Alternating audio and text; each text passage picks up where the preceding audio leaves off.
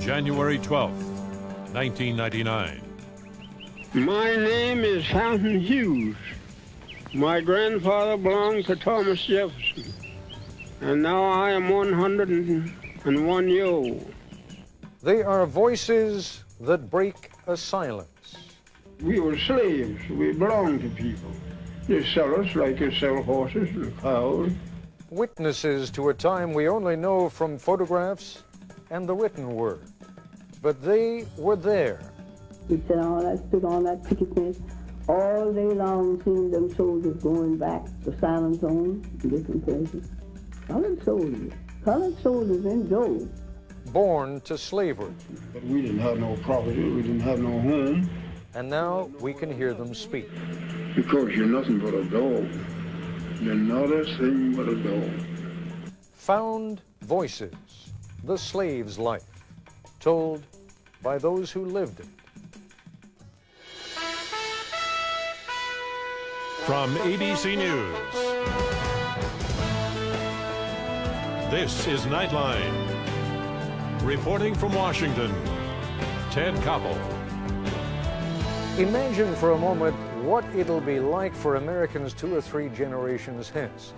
Assuming, of course, that we haven't blown ourselves back into the Stone Age and that someone can still figure out what format everything was in. Assuming all of that, our great-great-grandchildren will know more about us than any generation in the history of the world has ever known about its ancestors. There'll be photographs, of course, black and white and color, audio cassettes, and in a few families, 8 and 16 millimeter film. And there will be thousands upon thousands of miles of videotape on which we will have recorded everything that struck us as interesting or funny or important about the milestones of our lives and those of our friends and families. They will be able to see and hear us long after we are dead. Imagine if we could only do the same. If we could only bring back the voices and images, and most important of all, the memories of those who lived 100 or more years ago. Well, brace yourselves for a minor miracle. For reasons I'll explain as we go along, we have the voices and the memories and a few black and white photographs to go along of some men and women who were born, some of them 150 years ago. And what makes these recollections all the more remarkable is that these men and women had been bought and sold like so much livestock. Tell you the truth, when I think of it today, I don't know how I'm living.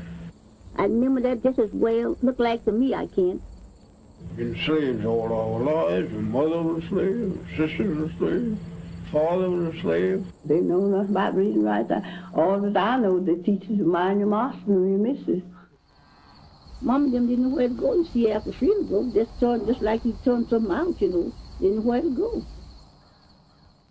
They are haunting voices from the past, not actors reading a script or scholars reading a text, but the actual voices of men and women, Americans, who were born in slavery. My name is Fountain Hughes. I was born in Charlottesville, Virginia. My grandfather belonged to Thomas Jefferson. My grandfather was 115 years old when he died. And now I am 101 years old.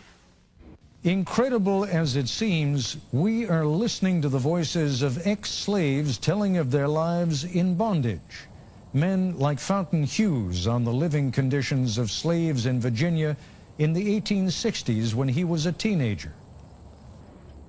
Other people didn't have no beds when they were slaves. People slept on the floor. Pallet here, pallet there. Just like a lot of wild people. We didn't know nothing. Didn't like to look at no book. Women like Laura Smalley, describing the makeshift church where slaves worshipped on a big plantation in East Texas. All the church would have be a tub of water sitting just like this thing is, you know, and that would catch your voice, and they would have church around that tub, all of them get around the tub. Or Harriet Smith, remembering what she saw as a small girl during the final days of the Civil War.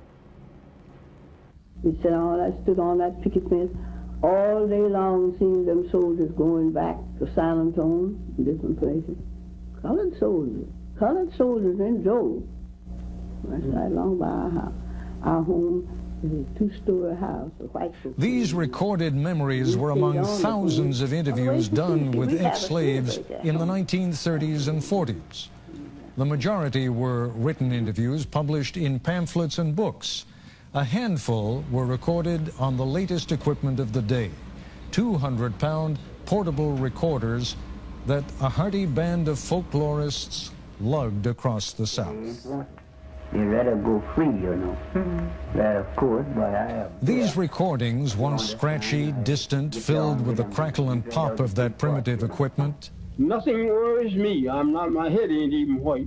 now have been cleaned up through the magic of modern technology, digitized. I'm the oldest one that I know that's living.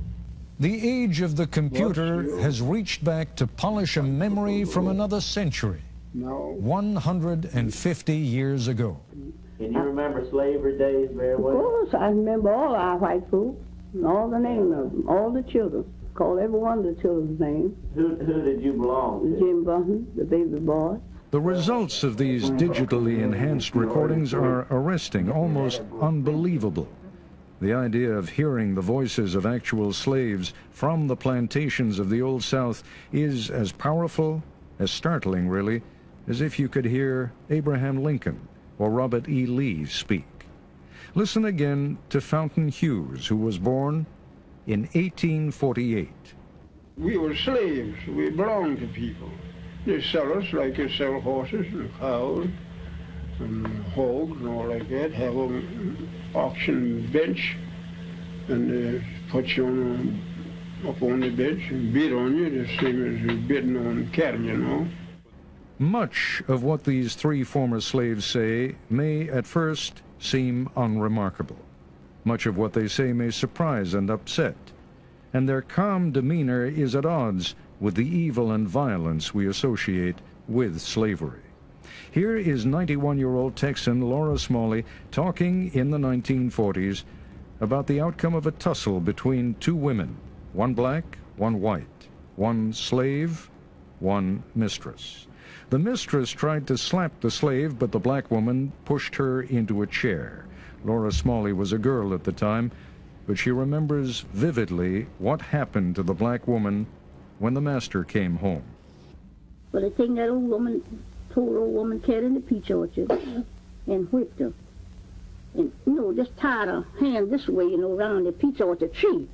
I remember that just as well, looked like to me, I can, and round the tree and whipped her. And, well, she couldn't do nothing but just kick her feet, just kick her feet. But it just had her clothes off down to her waist, They didn't have her plumb naked, but they had her clothes down to her waist. And every now and then they'd whip her, and then snuff the pipe out on her, snuff pipe out on her. The embers in the pipe, and where you ever see the pipe smoking. Blow them out on her? Mm-hmm. Good Lord, have mercy.